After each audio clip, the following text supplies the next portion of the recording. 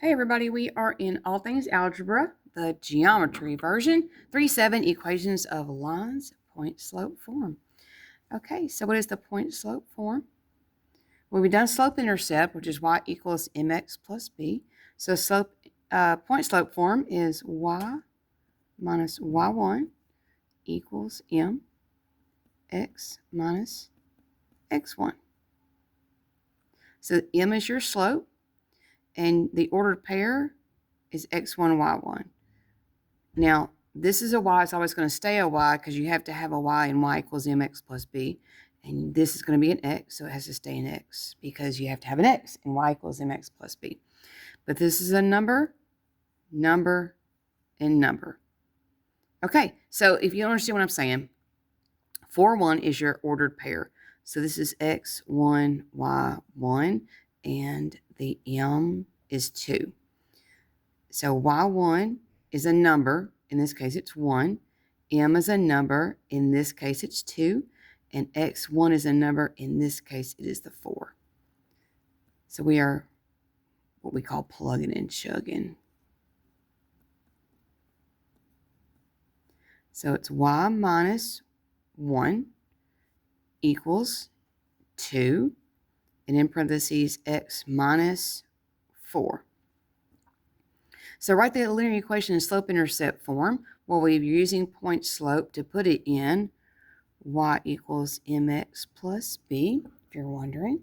So all I'm going to do is manipulate this equation. The first thing I'm going to do is the distributive property. 2 times x is 2x. 2 times negative 4 is a negative 8. But they want it in y equals mx plus b, which means I got to add 1 to the other side to combine what we call like terms. So y is left by itself. The 2x comes down, and negative 8 plus 1 is a negative 7. We'll do the same thing here. My m is going to be the 1/2. x1 is 2. y1 is 4. So I've got y minus y1 is my 4. Put your equals and then your m, which in our case it's a 1/2. In parentheses, x minus, and your x ordered pair is a 2. So distributive property, 1/2 times x is 1/2 x. 1/2 times its negative reciprocal is a negative 1. Add the 4 to the other side. And final answer is y is 1/2 x. Negative 1 plus 4, same thing as 4 minus 1, and that's a 3. All right, same thing on example number 3. The ordered pair is your x1, y1, and the m is the 2/3.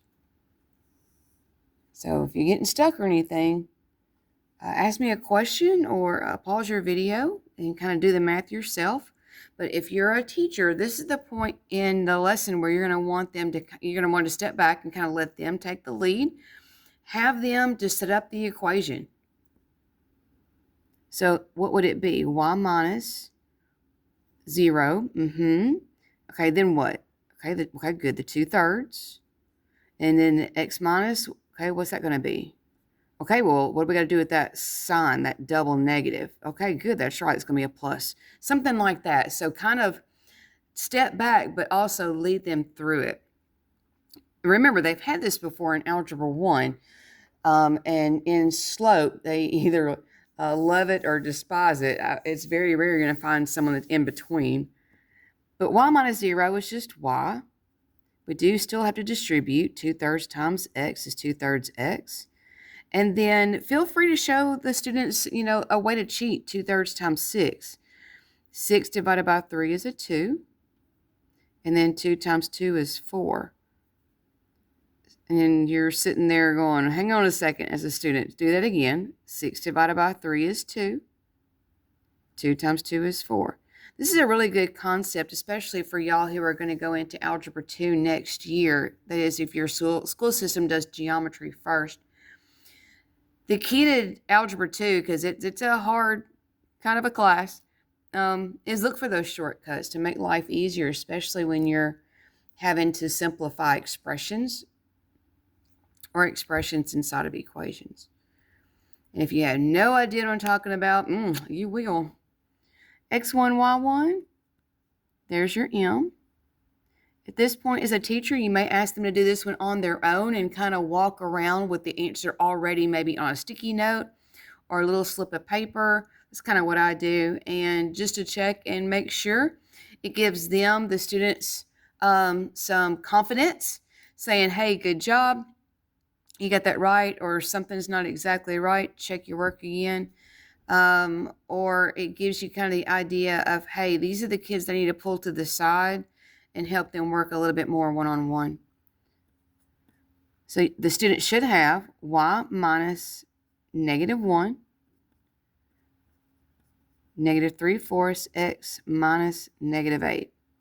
And watch their signs. A lot of times from Algebra 1, they still get those rules mixed up. A double negative is a plus. And again, this should also be a plus. So distribute. And if you want to see my little shortcut again, 8 divided by 4 is a 2. -3 times 2 is a -6. So if you are someone who's kind of good at math, the best thing you can do is start teaching yourself these little shortcuts that will help you. Because on the ACT, you guys know you only have 1 minute per question. And you're going to want to use every little second you can to cut your time. All right. So we're doing the same thing with number 5 and number 6. However, they don't give us the slope. So the first thing we got to do is find the slope on number 6 and number 7. Then shoot back to this point slope equation to put it in y equals mx plus b. Now, if you have forgotten the slope formula, there it is. You're going to subtract your y's and put that on top. That's going to be your change in your y value. And then your x is on the bottom, and that's going to be your change in the x value. So rise over run is what most teachers call it, rise over run. So this is your first order pair, x1, y1. This one's your second order pair. That's going to be both of your 2's. So your first order pair are both of your 1's. Your second order pair are both of your 2's. Okay, so I'm going to use this formula to find my m. M is the letter representing slope. Okay, so y, second y, minus y, which is your first y. So -1 minus 7. On the bottom, second x minus first x, 1 minus -3. Okay, this is your m. -1 minus 7 is a -8. And a double negative makes a plus. 1 plus 3 is 4. And then go ahead and simplify that. There's your m. Okay, now at this point, I'm going to use my x1, y1, and I'm going to use my m. I'm going to use the point slope formula. I'm going to plug in for the 3 numbers, the y1, the m, and the x1, just like I did with example 1, 2, 3, and 4, and put it in y equals mx plus b. Now I've got everything I need. So the student, hopefully after 4 examples, should be able to take this now and run with it. Y minus 7, -2 for your m, then x minus -3. Got a double negative here, watch that. So distribute, -2 times x, -2 times 3. Last step, get that y by itself. So we got y equals -2x, and -6 plus 7, that's a 1. Okay, it's still working on finding the slope on number 6. We're going to use our point slope formula, plug in the y1, the m, and the x1, and put it y equals mx plus b.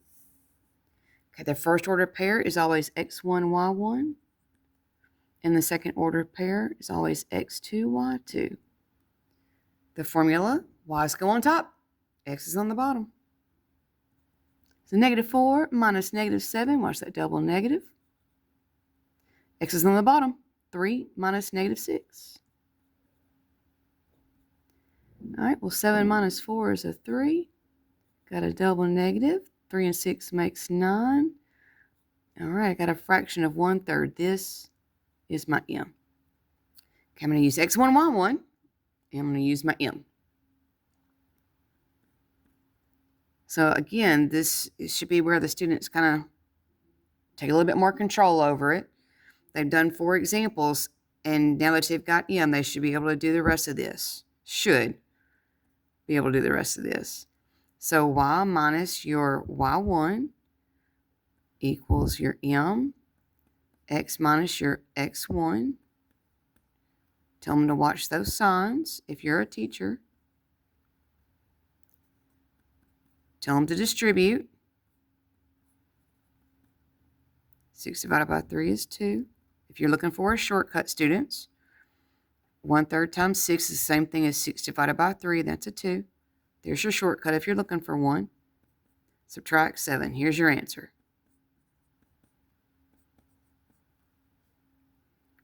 All right.